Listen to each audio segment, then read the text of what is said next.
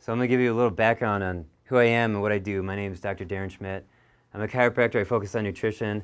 This is my office. And since 1998, I've been working with nutrition and getting people better. And energy comes up, pain goes away, sleep gets better, digestive troubles go away. But about 4 years ago, I was walking down the hallway, and I was feeling good, and I sat down at my desk, and 5 minutes later, I felt tired. And I stopped and I thought, okay, what's different here versus 5 minutes ago in the hallway? And I looked around, and I was sitting in front of two computers. I have the desktop and the laptop going. So using our testing techniques, I discovered that both of those computers are causing harm to my body, and this happens with most people, to be honest, who are on computers. So the electromagnetic frequencies coming off the screen, coming off the tower, coming off the cord, and mix that in with the cell phone and the printer and the clock radio or plugged-in calculator, and you have this sea of magnetic and radio frequencies at your desk. And that was about 4 years ago. And I realized, well, I don't spend that much time in front of a computer, but I have patients that spend 8 hours in front of a computer, so they must be better or like worse off than I am. So I started using our testing procedures, and sure enough, I found that people who spend more than 4 hours a day in front of the computer are tired because of it. Their brain gets tired, their eyes get tired. It takes energy out of the body. So for about 3 years, I looked for supplements that would fix it, and there is none. There's no supplements that fix hypersensitivity to EMFs and radio frequencies regarding the frequencies themselves. Now, I found supplements that would work for about 3 months, maybe, but then the problem would come back. And so I started looking into like devices, and there's stickers, and there's various, we'll talk about that stuff later.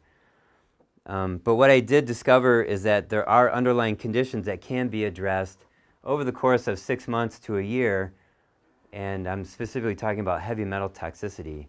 So if you have fillings in your teeth, or you have heavy metals stuck in your body, those metals in your organs, like mercury, aluminum, you know, antiperspirants are made out of aluminum. That aluminum sits in your skin, and it acts like an antenna, and it attracts EMFs to your body, and then those EMFs cause harm to your body. And these are what these upcoming slides are going to show you. Various people who have had negative effects from electromagnetic frequencies and radio frequencies. So this is a wavelength. So I just talked about how an electron could be a particle and a wavelength. It'll be its energy and matter. So here's a wavelength, and it goes up and down and up and down. And this is electricity right here. Now, our bodies have different wavelengths according to the organ, and this has been measured by different people, and they're not too far off from each other. So it says the thymus gland, which is located right here, has a wavelength of, well, 65 to 68 megahertz. The heart is 67 to 70, the lungs 58 to 65. So every organ has its own wavelength. And that can be disrupted by other items in our world. So here we have cell phones. This is the electromagnetic spectrum. We have low frequencies, like the earth is a low frequency. Home appliances, the electrical outlets in your house, that's a low frequency. And what that means is 0 to 300 hertz. Then we have radio waves. And what I want to point out here is we have AM, FM, television. Then we have microwaves. That includes Wi-Fi, and then microwaves for cooking. Right in between, we have cell phones right here. Okay, then we have infrared, like heating lamps and lasers. X-rays are up here. Cosmic and gamma rays are over here. So for many years, we've known that nuclear radiation is dangerous. We've also known that low-frequency magnetic waves are dangerous. But for decades, we were told that all of this is safe. And especially like in this area, the radio waves, AM, FM, cell phones, we've been told this is safe, but it's not. So I'll get into that in a second here. So these are radio frequencies right here. This is the density of radio frequencies, radio waves. And here we have 0.000. There's 10 zeros here, and then a 1. This is almost 0 radio frequencies, the density of it. And at this level, we have EEG altered. That means that people were strapped into an electroencephalogram measuring their wavelengths of their brain, and they were given a little bit of radio frequency, and it altered their brain waves. Okay, and then coming up here we have 0.001, that'd be the density of radio frequencies. And here we have sleep disorders, weakness, fatigue, pain. And just coming up the scale up to 1, we have people can feel it here at 0.01, decreased cell growth, childhood leukemia, impaired motor function, reaction time memory, attention, altered white blood cells in school children, headache, dizziness, fatigue, weakness, insomnia. You know, so there's the point here is there's no safe levels of radio frequencies, and researchers have been looking for decades, and they have not found a safe level for radio frequencies. Here we have a graph showing our exposure to radio frequencies, and this is since the year 2000, and it goes up like this. So the exposure is like 20,000 times greater than what it was in 1980. All right, now this is electricity, but it's dirty, and this is a technical term. And what this is, you saw the other graph, which it's a nice smooth up and down, up and down. Well, here we have the up and down, but writing on it are other wavelengths that come from kitchen appliances or cell phones or Wi-Fi or something like that. So the electricity in your home, like I mentioned before, it's a low frequency. It's 60 hertz, which is actually a very, very big wavelength. But you have these little tiny wavelengths that run on it. Now, there's a book called Dirty Electricity, and in that book, Samuel Milham, he's an epidemiologist, he says that the #1 cause of cancer in the United States is dirty electricity, and it's been that way for many decades. All right, this is a cell phone call right here. Now, the nice smooth up and down that I showed you earlier, that's relatively safe. It still causes problems, but when you have this digital pulse thrown in there, this is very, very damaging, much more damaging. So here we have standby, and then it jumps up, ringing, and then it drops down, then it jumps up, speaking and listening, and it's going up and down like this. Your body cannot adapt to this. It does have the potential to adapt to a nice, smooth, up and down AM wavelength or FM wavelength. All right, so that's some fundamental stuff about, that's just basic. All right, so what this says is, I managed to have smart meter installation delayed at my house, but suddenly became sick overnight with palpitations, chest pain, insomnia, dizziness, inability to concentrate, and memory loss and fainting spells. After becoming sick, I found out that the day I became suddenly sick was the day the smart meter rollout was completed in my area, and the smart meters were remotely turned on from base. So his house was not even installed. This is his neighbor's houses. I can no longer drive. I can't work. I'm a doctor. I have to go and sleep at my mother-in-law's place. There are no smart meters there yet or in her neighborhood or at her house. So there's a billion stories like this. Not a billion, but there's going to be thousands. There's definitely in the hundreds, because smart meters are being deployed right now. So people can read this and say, well, that guy must be lying, or he's crazy, or he's insane. You know, you've heard it all before. But when you have hundreds and thousands of people saying the same stuff over and over again, those people are not crazy or insane. They're actually feeling it. All right. Now, what I'm going to talk about are different tests that can be done. And here's an example. And it doesn't really tell us, like, in real time what's happening. But this is electrical current affecting cortisol levels in cows. Cortisol is a stress hormone. So minutes of exposure. So here we have 18 minutes of exposure at 8 milliamps. And this cow had this much, or these cows had this much cortisol. At 4 milliamps, they had this much cortisol, and at no milliamps, they had this much cortisol. So what that means is the more exposure they had over time, the more cortisol that the cow produced. All right, now if you took a cortisol test on every single American, there might be 25 or 50% or some high number, because we're just stressed, regardless of electricity or cell phone usage. So this doesn't really give us too much of a story. But I do have a test, and I've been using this since '04, and I've adapted it to show us how we're affected by electromagnetic and radio frequencies. So what happens is you put a strap around the chest like this. You may have seen some people running down the road with no shirt, but they got this black strap around their chest like that. That strap then sends a signal to their watch, and they know what their pulse is. Now, the computer test that I have sends a signal to the computer, and it does way more math and way more magical things with the heart rate other than just giving a pulse.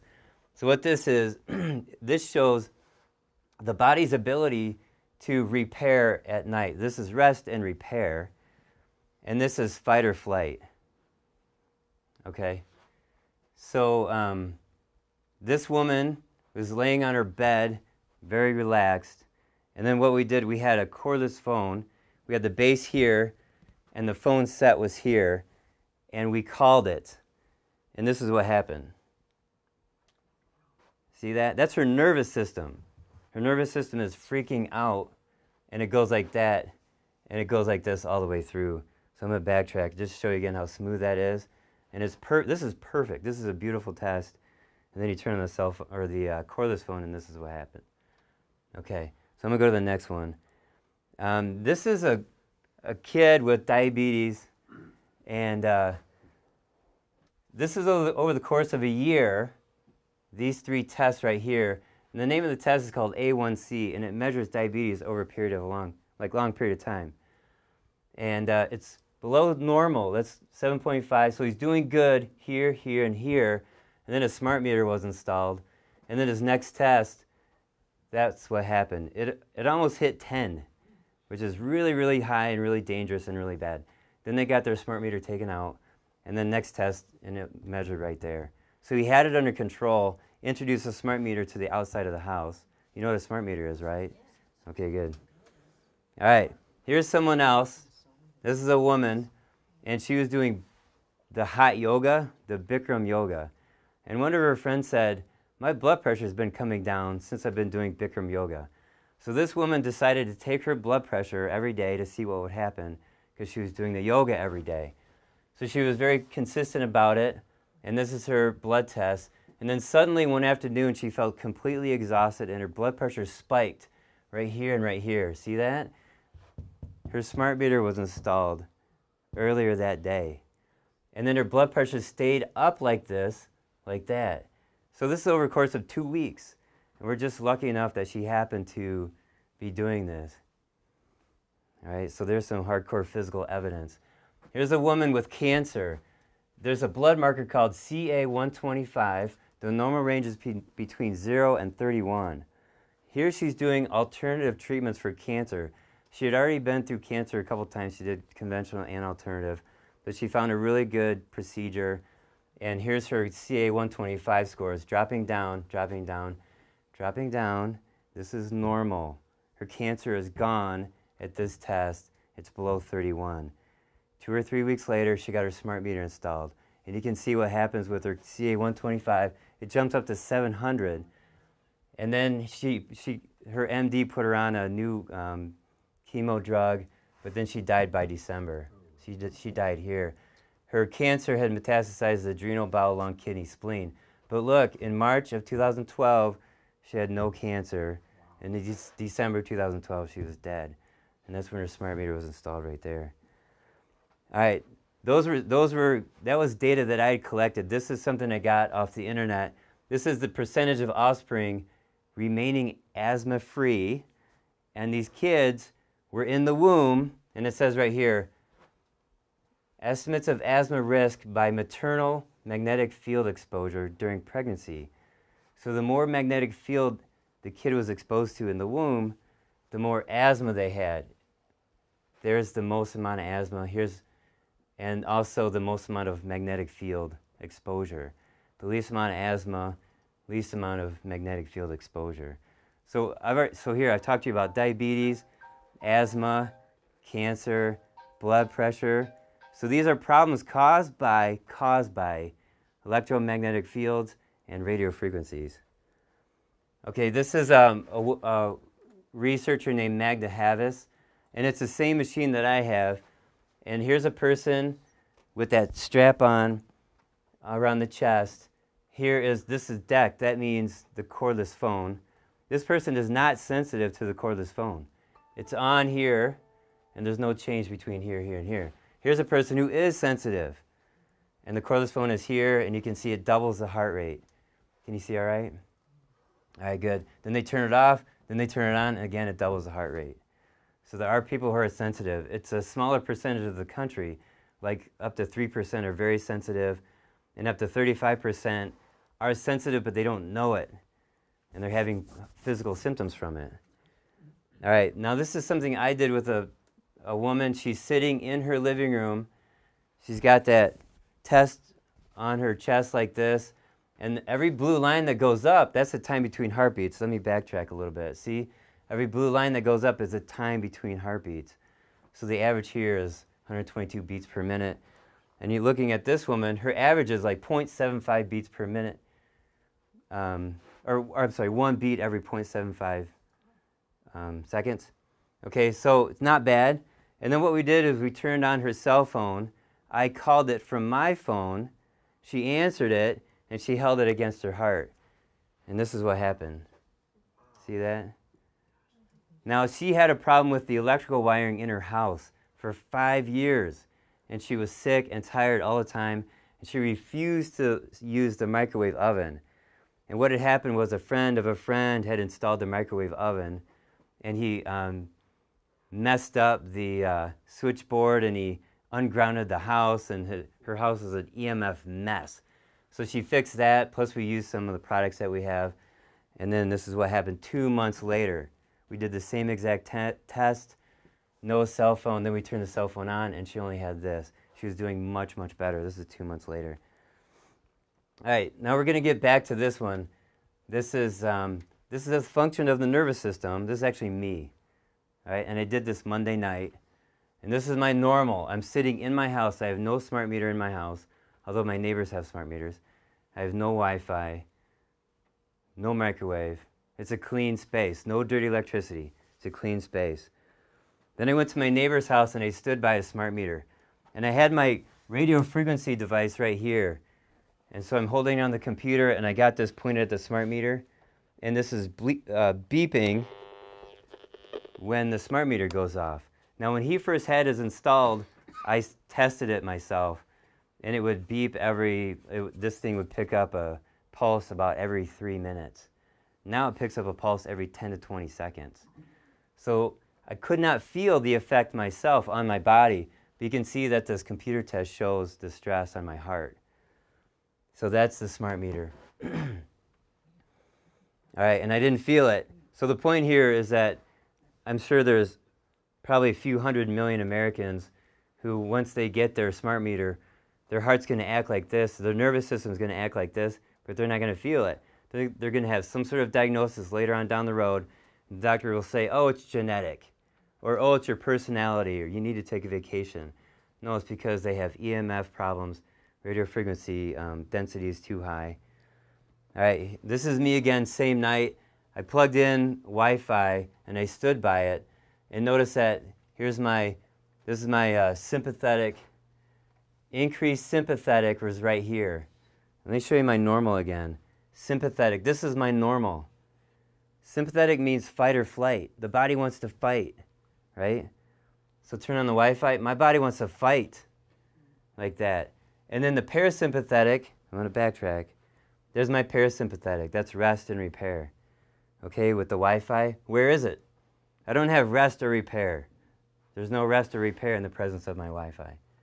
Okay, so there you go. So now we know what cell phones do to our bodies, Wi-Fi, smart meters. This is a map of electromagnetic smog.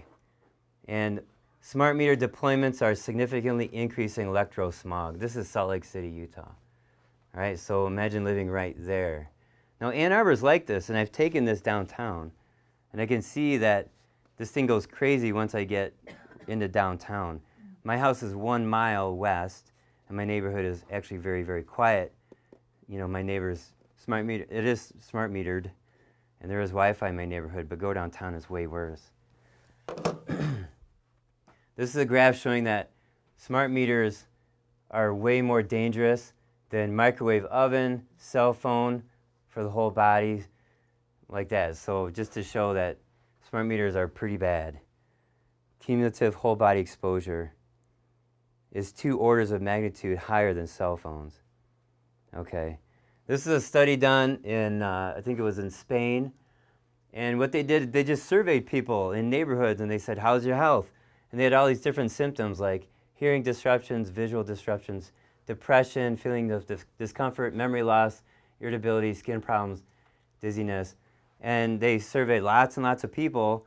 And the bottom line is the people who live far away from cell phone towers were not doing too bad. They were over here. The people who live near cell phone towers were not doing very well. They had more symptoms. They were just sicker. Here's a graph showing heat from a cell phone after 15 minutes of holding it against a person's head. Okay, so it creates heat, but that's a different issue. Heat is one thing, radio frequency is another, electromagnetic frequency is another, and Bluetooth is another. Those are 4 problems from one phone. All 4 of those things I just listed come from one device. All right, this is the instruction manual that comes with an iPhone. It says keep iPhone at least 15 millimeters away from the body. You can't hold this against your head. It's dangerous. And they're telling you, Apple is telling you it's dangerous. Then it says maintain at least 15 millimeters separation between iPhone and the body. So don't put it in your pocket. Or don't put it here in your pocket or anywhere else like that. Here's a woman with breast cancer. She's got 3 tumors right there, there. See the coloring on her skin? Right. She carried her cell phone like this for 7 years. The antenna is on the outside top. Look at this cell phone. The antenna goes up, over, and down. So the antenna is in perfect alignment with the 3 breast tumors. There. They're selling bras now with these cell phone pockets. So this is bad.